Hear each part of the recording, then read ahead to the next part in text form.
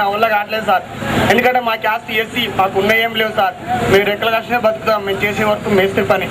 అలాంటి దాంట్లో మేము వేలు పెట్టాలంటే మేము పెట్టలేకపోతున్నాం సార్. ఇలాంటివి మీరు సిటీలో ఉంటారు, ఇవన్నీ మీరు కొంచెం చూసి అలాంటి న్యాయం జరిగేటట్టు చూడండి సార్. ఆ హాస్పిటల్ కూడా ట్రీట్మెంట్ లేదు సార్. మా గ్రామం ఉండేప్పుడు సార్, నిన్న ఐటీ మంత్రి వచ్చేటప్పుడు జూనియర్ గవర్నమెంట్ కాలేజ్ కావాలని అడిగితే అక్కడ పోయి తెల్ల చేసిన తర్వాత ఐటీ శాఖ మంత్రి వాళ్ళు వచ్చి మమ్మల్ని బెదిరించి పోలీస్ స్టేషన్ పెట్టారు సార్. అది మీ పదవి కావాలప్పుడు మాకు మండలానికి జూనియర్ కళాశాల కావాలని మేము కోరుకోవడానికి పోయినప్పుడు ఐటీ శాఖ మంత్రి వాళ్ళకి వచ్చి మమ్మల్ని బెదిరించి పోలీస్ స్టేషన్ పెట్టారు. అది కాంగ్రెస్ కార్యకర్తల వల్ల ఈ స్టూడెంట్ కొట్టడం న్యాయం అనేది మీ పెద్దలకు తెలుసు కాబట్టి మేము కోరుకుంటూ మీ నాకొత్త వచ్చినప్పుడు బాగానే మండలానికి గవర్నమెంట్ జూనియర్ కళాశాల కావాలని మేము కోరుకుంటున్నాం. అదే నిన్న పోయేసరికి అదే ఐటీ ముఖ్యమంత్రి గారు మమ్మల్ని వచ్చినప్పుడు బెదిరించి పోలీస్ స్టేషన్లో పెట్టారు. అందుకే నిన్న మేము అన్ని కాలేజీలు బంద్ చేసాం. నిన్న ఇట ధర్నా చేసాం సార్. ఇక్కడనే తిరువనమలనే అది ఏమున్నదని మేము గమనించాలి. ఆలోచిస్తే ఆయన చెప్పింది ఒకటే మాట, బాధపడ్డాడు. రైతు అయితే కరెంటు సక్రమంగా రాలేదని చెప్పి చాలా బాధపడ్డాడు. వాస్తవంగా కూడా నిన్న మొన్న ఈరోజు చూస్తూ ఉంటే ఎక్కడికి పోయినా కరెంటు రాలేదు. 3-4 గంటలు వస్తూ ఉంది. ఆ 3-4 గంటలు గంటకు 2-3 సార్లు కట్ అయిపోతా ఉంది. ఇంకో తమ్ముడు మాట్లాడుతూ రాత్రులు అంతా కూడా మిషన్ పొలం దగ్గరికి ఇంటి దగ్గర తిరుగుతున్నాం, ఎక్కడా కరెంట్ రావడం లేదు, చాలా ఇబ్బందులు ఉన్నాయని చెప్పి ఆయన బాధపడ్డాడు. ఇదంతా కూడా వాస్తవం. మీరు ఒకసారి ఆలోచిస్తే 93-94లో ఇదే పరిస్థితి ఉండేది. కరెంట్ ఎక్కడ ఉండేది కాదు. ఈ గంటకు పోయేది, తక్కువ కరెంట్ వచ్చేది, మీ పంటలు ఎండిపోయేటివి. 94-95 కానీ సబ్ స్టేషన్స్ అన్నీ పెట్టాం. అంతకు మునుపు లో వోల్టేజ్ ఉంటే ఆ లో వోల్టేజ్ నుంచి అధిగమించాం. అదే మాదిరిగా సుమారు 5000 మెగావాట్లు అదనంగా కరెంట్ ఉత్పత్తి చేశాం. దాని పర్యవసానం మీరు చూస్తే ఎప్పుడు కూడా మీకు కరెంటు కొరత రాలేదు. 4 సంవత్సరాలు వర్షాలు పడలేదు. వర్షాలు పడకపోయినా మీకు 9 గంటల కరెంట్ ఇచ్చాం. ఓసారి 1 గంట 2 గంటల కరెంట్ పోతే మళ్ళా 2-3 గంటలు అదనంగా ఇచ్చి మీకు న్యాయం చేశాను తప్ప 1 ఎకరా ఎండిపోకుండా 9 సంవత్సరాలు కరెంట్ ఇచ్చిన ఘనత తెలుగుదేశం పార్టీకి దక్కింది. ఆ విధంగా కాపాడుకున్నాం. ఈ ప్రాంతంలో మా పెద్ద ఆయన చెప్పాడు, చాలా స్పష్టంగా చెప్పాడు, కాలువలు మాకు కావాలి, కాలువలు దండి, కానీ కరెంటు లేకపోతే ఈరోజు మేము అయిపోతాం. ముందు కరెంట్ ఉంటే ఆ పంటలు పండిస్తాం, కాస్త కోస్త తింటాం, దాని తర్వాత కాలువలు తీసుకొస్తే మాకు బాగుంటుందని చెప్పి చాలా స్పష్టంగా చెప్పాడు. అది వాస్తవం. ఈరోజు మీరంతా కూడా వ్యవసాయం కరెంటు పైన ఆధారపడుతూ ఉంది. బోర్వెల్స్ ఉన్నాయి, చాలా సమస్య ఉంది. నేను మీ ఆ బాధంతో చూశాను. అదే మాదిరిగా పేదవాళ్ళకు కూడా మోసం చేశారు. ఆ రోజు ఎన్నికల కంటే ముందు వీళ్ళు చెప్పింది 12 గంటలు ఇస్తామన్నారు. ఎన్నికలు అవుతానే 9 గంటలు అన్నారు. తర్వాత 7 గంటలు చేశారు. ఈ రోజు 7 గంటలు కాదు, 3-4 గంటలు కూడా ఇవ్వడం లేదు. ఇది చాలా దారుణమైన పరిస్థితి. ఇండ్లకు కూడా కరెంటు ఉచితంగా ఇస్తామన్నారు. ఉచితంగా ఇస్తామని చెప్పి ఈ రోజు చూస్తే ఉచితున్నాయి. నేను ఒకటే మీకు హామీ ఇస్తున్నాను, కరెంటు సక్రమంగా మీకు ఇచ్చే వరకు మీ తరపున పోరాడతాం, ఆందోళన చేస్తాం, అన్ని విధాలు కూడా ముందుకు పోతాం.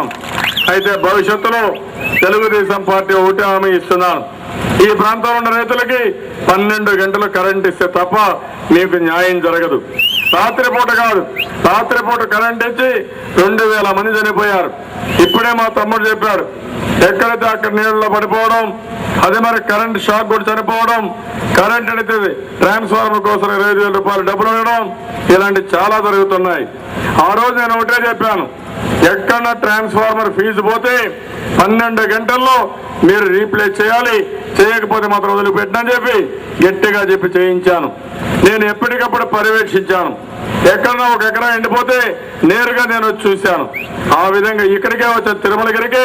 నేను ఇదే దారిలో ఇక్కడ పోయి మీకు ఎస్సీల పొలం ఉంటే నేను ఇక్కడికి వచ్చి చూసి ఆ రోజు మళ్ళా ఒత్తిడి పెట్టాం. నేను అందుకనే మీ అందరికీ హామీ ఇస్తున్నా, భవిష్యత్తులో రైతులందరికీ 12 గంటలు నాణ్యమైన కరెంటు పగటి పూట ఉచితంగా ఇప్పిస్తామని చెప్పి రైతులందరికీ హామీ ఇస్తున్నా. ఇది జరిగి తీరుతుంది. మీకు రైతులందరికీ హామీ ఇస్తున్నాను. ఇంకో పక్కన పేదవాళ్ళు ఉన్నారు, వాళ్ళకు కూడా కరెంట్ అవసరం. అందుకనే పేదవాళ్ళు ఉన్నారు, ఇండ్లకు కూడా సమస్య ఉంది. నేను అదే హామీ ఇస్తున్నా, మీ ఇండ్లకు 2 బల్బులు, ఒక ఫ్యాను, ఒక టీవీ పెట్టుకుంటే ఎంత కరెంట్ అవుతుందో అంత కరెంటు ఉచితంగా ఇస్తానని చెప్పి కూడా ఈ పేదవాళ్ళు లేదు. యూరియా కాంప్లెక్స్ ఎరువులు కానీ యూరియా కానీ ఎక్కడ దొరకడం లేదు, కావలసిన ఎరువు ఇవ్వడం లేదు, ఎంత కావాలని ఇచ్చే పరిస్థితి లేదు, మనం కోరుకున్న బ్రాండ్ ఇవ్వడం లేదు. చాలా దారుణంగా ఉంది. ఈ రోజు నేను అడుగుతున్నా, ఎరువులు బ్లాక్ మార్కెట్ లో అమ్ముతున్నారు, విత్తనాలు బ్లాక్ మార్కెట్ లో అమ్ముతున్నారు, పురుగు మందుల ధరలు పెరిగిపోయినాయి, కరెంటు రాదు, రుణాలు మాఫీ చేయరు. ఏ విధంగా ఈ రైతు బతకాలని అడుగుతున్నా. మా రైతులు చూస్తున్నారు, ఈ రోజు రుణాలైతే మేము పోరాడాం, విజయవాడలో రైతు గర్జన పెట్టాం, ప్రతి ఒక్క జిల్లాలో ఏరు ఒక్క కార్యక్రమం పెట్టాం, దేశ స్థాయిలో పెద్ద ఎత్తున ర్యాలీలు పెట్టాం. దాని పర్యవసానం రుణాలు మాఫీ అన్నారు. అదే మరి వరకైతే 645 రూపాయల నుంచి ఆ రైతుకు మాత్రం రుణమాఫీ లేదు. ఎవరైతే రుణాలు కట్టలేదో వాళ్ళకి మాఫీ ఇచ్చారు. నేను దాన్ని స్వాగతిస్తున్నాను. రుణాలు కట్టిన రైతుకి తప్పకుండా మాఫీ ఇచ్చి తీరాలి. నేను ఒకటే హామీ ఇస్తున్నా, నేను మీకు అండగా ఉంటాను. మీ రుణాలు మాఫీ చేసే వరకు మీకు తోడుగా ఉండి మీ తరఫున పోరాడి న్యాయం చేపిస్తాను. నేను అడుగుతున్నా మిమ్మల్ని గట్టిగా చప్పట్లు కొట్టి రుణమాఫీ కావాలని డిమాండ్ చేయాల్సిన అవసరం ఉంది. ఒకవేళ ఈ ప్రభుత్వం చేయకపోతే నేను మీకు హామీ ఇస్తున్నా, ఎన్నికల ప్రణాళికలు పెడతాం, కాంగ్రెస్ పార్టీని చిత్తుగా ఓడించి మీ రుణమాఫీ చేపిస్తానని రైతులందరికీ హామీ ఇస్తున్నాను. ఈరోజు రైతులు కష్టపడుతున్నారు, పేదవాళ్ళు రైతులు అందరూ ఇబ్బంది పడుతున్నారు, ధరలు పెరిగిపోయినాయి. ఈరోజు ఒకసారి ఆలోచించండి, వంట నూనె 100 రూపాయలు, కూరగాయలు 20 రూపాయలు, పప్పు ధాన్యాలు 56 రూపాయలు, బియ్యం 20 రూపాయల పైన అమ్ముతా ఉంది, ఉప్పు 8 రూపాయలు, ఈరోజు సబ్బు కూడా 14 రూపాయలు. ఏది పట్టుకున్నా ప్రియం అయిపోయింది. పేదవాళ్ళు కొనే పరిస్థితులు లేరు, కరెంటు ఛార్జీలు పెరిగాయి, పేదవాళ్ళకు చాలా ఇబ్బందులు వచ్చాయి. ఈ చేతగాని అవినీతి ప్రభుత్వం వల్ల ప్రతి ఒక్క పేదవాడికి నెలకు 2000 నుంచి 3000 రూపాయలు అదనంగా భారం పడింది. నేను అడుగుతున్నా మిమ్మల్ని, ధరలు పెరిగాయా లేదా అని. ఏం తమ్ముళ్ళు, ధరలు పెరిగాయా లేదా? ఏమమ్మా, ధరలు పెరిగాయా లేదా? పెరిగాయని వాళ్ళు చేలిపైకి ఎత్తండి. ఏం తమ్ముళ్ళు మీరు, ఏమమ్మా మీరు, ఏం తల్లి ధరలు పెరగదు మీకు? ఎవరి వల్ల పెరిగాయి? మొత్తం లిస్టు ప్రకారం సిమెంట్ రేట్లు పెంచేశారు, ఇంకో పక్క అన్ని పెరిగాయి. నేను అడుగుతున్నా, ఎవరికైనా ధైర్యం ఉండి ఇల్లు కట్టే శక్తి ఉందని మేము అడుగుతున్నా. బాగా పెరిగిపోయింది, ఎవరు ఇల్లు కట్టలేరు, పేదవాళ్ళు మరీ ఇల్లు కట్టలేరు. పేదవాళ్ళు ఇల్లు కడితే వీళ్ళు ఇచ్చే 25,000 రూపాయల్లో 5,000 లంచాలకు పోతే మీకు వచ్చేది 20,000. ఇల్లు కట్టాలంటే 1,00,000 రూపాయలు అవుతా ఉంది. ఆ 25,000 రూపాయలు ఆ మేషన్కి సరిపోయే ఖర్చులు సరిపోయే పరిస్థితి వస్తా ఉంది. ఇది వాస్తవం. నేను అడిగాను, కొన్ని గ్రామాల్లో అడిగితే ఒక ఇల్లు కట్టాలంటే నాయకులు ఇల్లు కట్టుకుంటున్నారు, 5-6 మంది పేరుతో ఒకరే కడుతున్నాడు, ఒకే ఇంటికి 5-6 బిల్లులు వేసుకుంటున్నాడు. తెలుగుదేశం పార్టీలో కట్టిన ఇళ్ళకి 3 రంగులు వేసి బిల్లు కొట్టేస్తున్నాడు. అసలు ఇల్లే లేకుండా డబ్బులు డ్రా చేస్తున్నాడు. ఇంకో పక్కన పింఛన్లు కూడా చాలా దారుణంగా ఉన్నాయి. భర్త చనిపోకమునిపై భార్యను వితంతులు చేసి కాంగ్రెస్ వాళ్ళు పింఛన్ తీసుకునే పరిస్థితి వచ్చారు. తండ్రికి పింఛన్ ఎవరు, కొడుక్కి పింఛన్ ఇస్తారు, అత్తకు పింఛన్ ఎవరు, కోడలికి పింఛన్ ఇస్తారు, ముసలిళ్ళకి పింఛన్ ఎవరు, కుర్రోళ్ళకి పింఛన్ ఇస్తారు. అసలు పేదవాడికి పింఛన్ ఎవరు, డబ్బులున్నోడికి పింఛన్ ఇస్తారు. ఇదేమని అడిగితే తప్పుడు కేసులు పెడతారు. మా తమ్ముడు చెప్పాడు, నాకు కాలేజీ కావాలంటే వాళ్ళపైన తప్పుడు కేసులు పెడతారు. నేను అడుగుతున్న ప్రజాస్వామ్యం, మన హక్కుల కోసం పోరాడతాం, మన అవసరాల కోసం అడుగుతాం. ప్రభుత్వం సమాధానం చెప్పాలి. సమాధానం చెప్పలేని పేదవాళ్ళందరికీ 1,00,000 రూపాయలు ఖర్చు పెట్టి ఉచితంగా ఇళ్లు కట్టించే బాధ్యత తెలుగుదేశం పార్టీ తీసుకుంటామని చెప్పి కూడా నేను మీకు తెలియజేస్తున్నాను. అదే కాదు, ఈ రోజు చూస్తే నిత్యావసర వస్తువుల ధరలు పెరిగాయి, చాలా ఎక్కువ పెరిగాయి. అందుకని ఈ రోజు మీకు ఇచ్చే బియ్యం ఒక్క పైసా కూడా ఇవ్వకుండా ఉచితంగా బియ్యం ఇప్పిస్తామని చెప్పి కూడా నేను హామీ ఇస్తున్నాను. పేదవాళ్ళకి ఎంత చేసినా తక్కువే. ఈ ఊర్లో రిక్షా కార్మికులు ఉన్నారు, ఆటో డ్రైవర్లు ఉన్నారు, చిన్న చిన్న బంకుల్లో పనిచేసే వాళ్ళు ఉన్నారు, తోపుడు బండ్లు పెట్టుకొని పండ్ల వ్యాపారము, పూల వ్యాపారము ఏదో ఒకటి చేసుకుంటున్నారు. అదే మరి చిన్న చిన్న టీ కొట్లో పనిచేస్తున్నారు, ఇంకో పక్కన హాస్పిటల్లో పనిచేస్తున్నారు, హోటల్లో పనిచేస్తున్నారు. రోజంతా కష్టపడితే 60-70 రూపాయలు వస్తుంది. కానీ ఆ డబ్బులు తీసుకొని బజారు పోతే అర్ధ కేజీ వంట నూనె రాదు. ఏ విధంగా పేదవాళ్ళు బ్రతకాలని నేను అడుగుతున్నా. కనీసం ఈ దేశంలో పేదవాళ్ళ బ్రతకడానికి హక్కైనా ఉందా నేను అడుగుతున్నా. అందుకని నేను ఒకటే మీకు చెప్తున్నాను, పేదవాళ్ళకు నేను అండగా ఉంటాను. ఎంత డబ్బులైనా పర్వాలేదు, వాళ్ళు బాగుపడే వరకు, వాళ్ళ కళ్ళలో వెలుగు చూసే వరకు ఆ పేదవాళ్ళతో నేను ఉంటానని మరొక్కసారి హామీ ఇస్తున్నాను. ఈ రోజు నేను తీసుకున్న కార్యక్రమం మీకోసం కార్యక్రమం, ఈ పేదవాళ్ళ కోసం. చెట్టు కానీ పన్ను వసూలు చేస్తున్నారు. ఎవరైనా చెట్టు మీద నుంచి పడితే ఒకప్పుడు 1,00,000 రూపాయలు ఇస్తే ఇప్పుడు ఏమీ ఇవ్వడం లేదు. గొర్రెల కాపర్లు ఉన్నారు, వాళ్ళకు కూడా చాలా అన్యాయం జరుగుతూ ఉంది. ఈ రోజు వాళ్ళ గొర్రెలు చనిపోతే ఒక్క పైసా ఇవ్వడం లేదు. వెనుకబడిన వర్గాలకు ఒకప్పుడు ఆదరణ కార్యక్రమం పెట్టి ప్రతి ఒక్కరిని ఆదుకున్నాం. ఈ రోజు అవన్నీ పోయినాయి. ఆ రోజు ఆధునిక పనిముట్లు ఇచ్చాం, ఈ రోజు ఏమి ఇవ్వడం లేదు. నేను వెనుకబడిన వర్గాలందరికీ చేస్తున్నాను, 94 కులాలు ఉన్నాయి. భవిష్యత్తులో 3,000 కోట్ల రూపాయలతో బ్యాంకు పెట్టి 2,000 కోట్ల రూపాయలతో బడ్జెట్ పెట్టి పేదవాళ్ళందరికీ 10 పైసల వడ్డీకి రుణాలు ఇప్పిస్తానని పేదవాళ్ళందరికీ హామీ ఇస్తున్నాను. రైతులు ద్రవిడేదైతే రాజ్యంగా తయారైపోయింది, చాలా అన్యాయాలు జరుగుతున్నాయి. మా ఆడపడుతులందరికీ నేను ఆ రోజు డాక్రా సంఘాలు పెట్టాను, పొదుపు ఉద్యమం నేర్పించాను, మిమ్మల్ని అన్ని రంగాలలో పైకి తేవాలనుకున్నాను. ఆ రోజు రివాల్వింగ్ ఫండ్ ఇచ్చాను, దీపం పెట్టి 27 లక్షల వంట గ్యాస్ కనెక్షన్లు ఇచ్చాను. ఈ రోజు 4 సంవత్సరాల్లో ఒక్క వంట గ్యాస్ సిలిండర్ ఇవ్వలేదు, గ్యాస్ ఇవ్వలేదు. అంతేకాదు గ్యాస్ బ్లాక్ మార్కెట్ లో అమ్ముకుంటున్నారు. తమ్ముళ్ళు మీరు చెప్పాలి, తిరుమలగిరిలో ఎంతకు అమ్ముకుంటున్నారో మీరే చెప్పాలి. మీకు గ్యాస్ ఇప్పిస్తే ఈరోజు అది కూడా తీసేశారు. నేను ఒకటి హామీ ఇస్తున్నాను, మా ఆడపడుతులందరికీ మళ్ళా వంట గ్యాస్ సిలిండర్ ని ఉచితంగా ఇప్పిస్తాను, గ్యాస్ ధర తగ్గిస్తాను, ఎంతమందికి గ్యాస్ కావాలని ఇస్తాను, వెలుగు రుణాలు పూర్తిగా మాఫీ చేపిస్తాం. అంతేకాదు ఆడపిల్లల పెళ్లిళ్ళప్పుడు 3 గ్రాముల బంగారంతో ఉచితంగా మంగళసూత్రాలు తయారు చేసి మా ఆడబిడ్డలకు ఇప్పిస్తానని చెప్పి కూడా నేను మీకు తెలియజేస్తున్నాను. చదువుకున్న పిల్లలు ఉన్నారు, మీరు తల్లిదండ్రులు భారం అవుతున్నారు.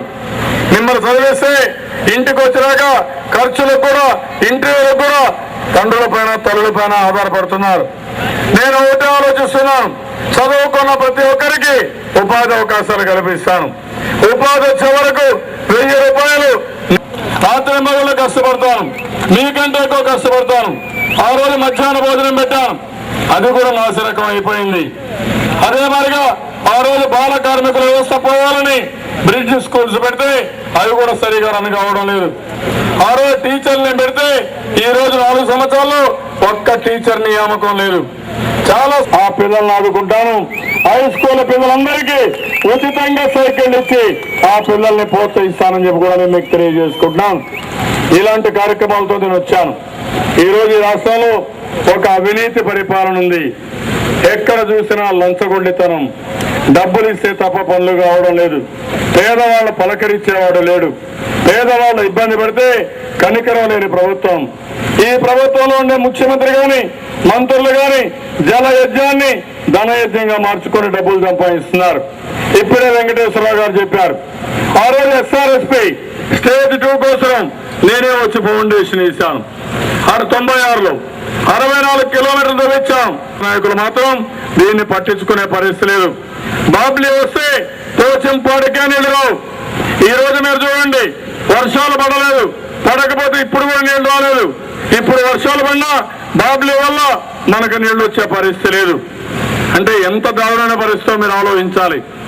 ఈ ప్రభుత్వం ఇక్కడ కాంగ్రెస్ ఉంది, మహారాష్ట్రలో కాంగ్రెస్ ఉంది, ఢిల్లీలో కాంగ్రెస్ ఉంది. ఈ ప్రాంతంలో పేదవాళ్ళకి ఎడారిగా మారిపోయి ఎన్నుకున్న ప్రాంతాన్ని పట్టించుకోవడం లేదు. ఇది చాలా దారుణం. మన హక్కం విలాసవంతమైన జీవితాలు, 1000 కోట్ల రూపాయలు ఈ రోజు ముఖ్యమంత్రిని ఆలోచించాల్సిన అవసరం ఉంది. ఈ కాంగ్రెస్ పార్టీ ఎక్కడికక్కడ మీరు చూస్తే చాలా దౌర్జన్యాలు చేస్తూ అవినీతికి పాల్పడి ఆ విధంగా మళ్ళా కావాలంటే మళ్ళా డబ్బులు సంపాదిస్తామని వీళ్ళు ఆలోచించే పరిస్థితి వస్తా ఉంది. పేదవాళ్ళందరికీ ఇబ్బందులు వచ్చాయి, చాలా సమస్యలు వచ్చాయి. మీరు ఆలోచించండి. ఇవన్నీ సమస్యల పరిష్కారం కావాలంటే కాంగ్రెస్ పార్టీ గద్దె దిగితే తప్ప ఈ సమస్యల పరిష్కారం.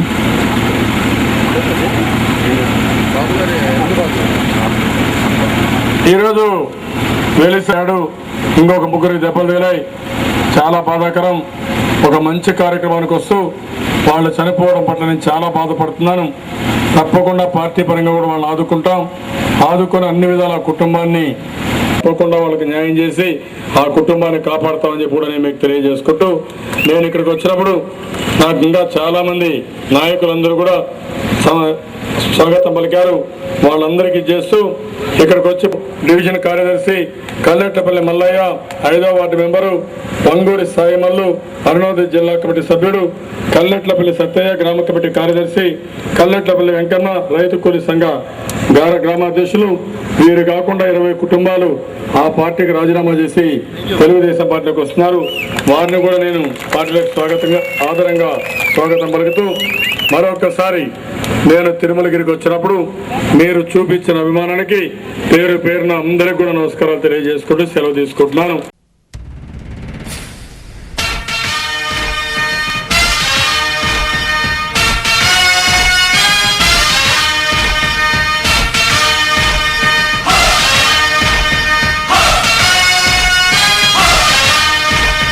కదలి రండి తెలుగుదేశ కట్టలారా,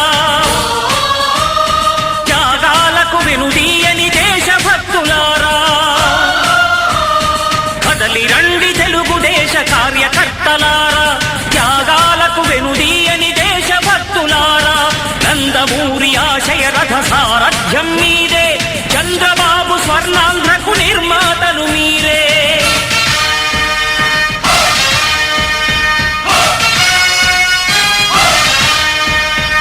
కదలి రండి తెలుగుదేశ కార్యకర్తలారా, త్యాగాలకు వెనుదీయని దేశభక్తులారా.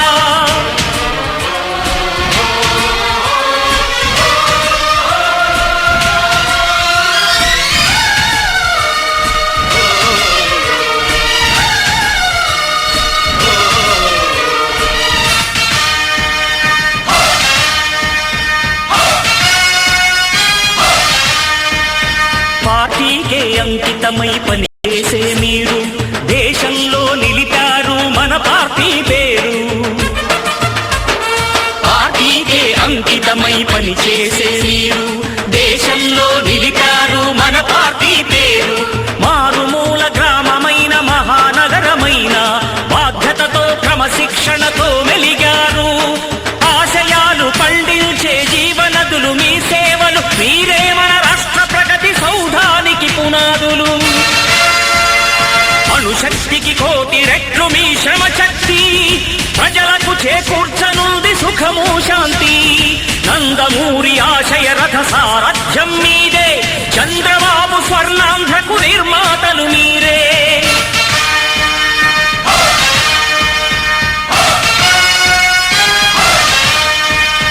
కదలి రండి తెలుగుదేశ కార్యకర్తలారా, త్యాగాలకు వెనుదీయని దేశభక్తులారా.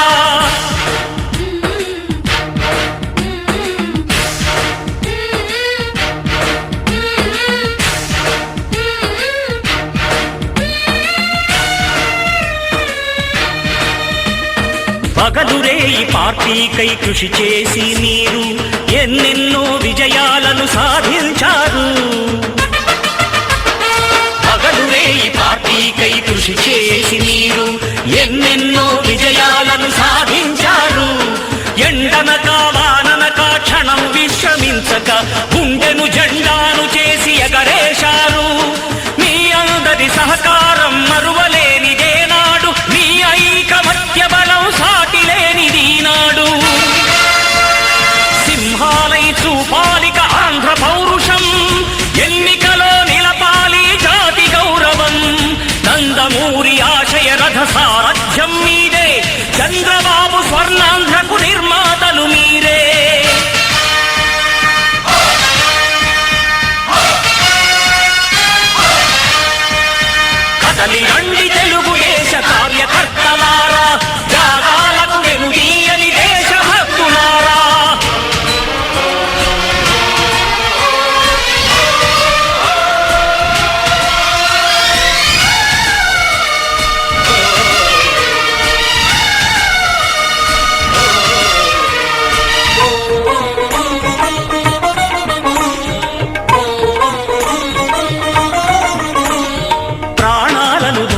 పోసి ప్రగతి కొరకు మీరు ప్రజల గుండెలో పార్టీ ప్రతిష్ట పెంచారు.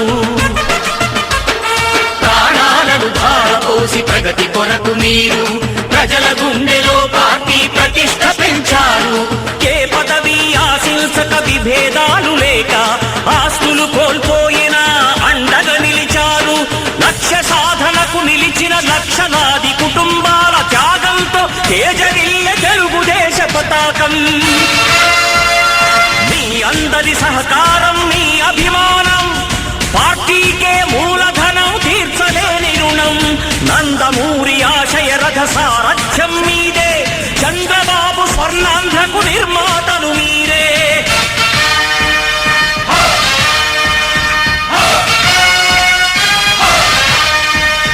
కదలి రండి తెలుగుదేశ కార్యకర్తలారా, త్యాగాలకు వెనుదీయని దేశభక్తులారా. నందమూరి ఆశయ రథ సారథ్యం మీదే, చంద్రబాబు స్వర్ణాంధ్రకు నిర్మాతలు మీరే. కదలి రండి తెలుగుదేశ కార్యకర్తలారా, త్యాగాలకు వెనుదీయని దేశభక్తులారా, త్యాగాలకు వెనుదీయని కార్యకర్తలారా.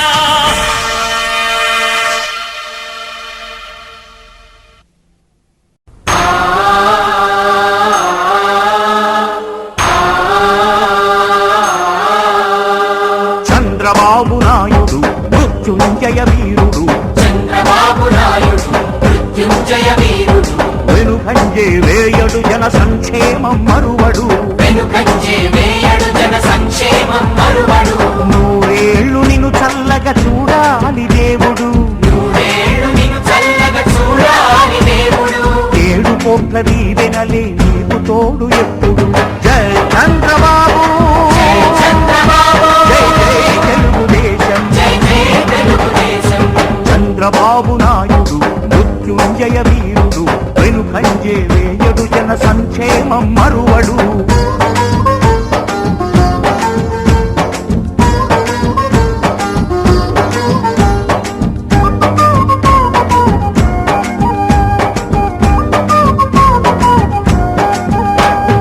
భారతదేశం ఎప్పుడు పాపలదే అంటాడు, పాపలదే అంటాడు, స్వర్ణాంధ్ర దేశం రేపటి పౌరులదంటాడు. రేపటి పౌరులకంటాడు. బాలుర హక్కులకు కనుల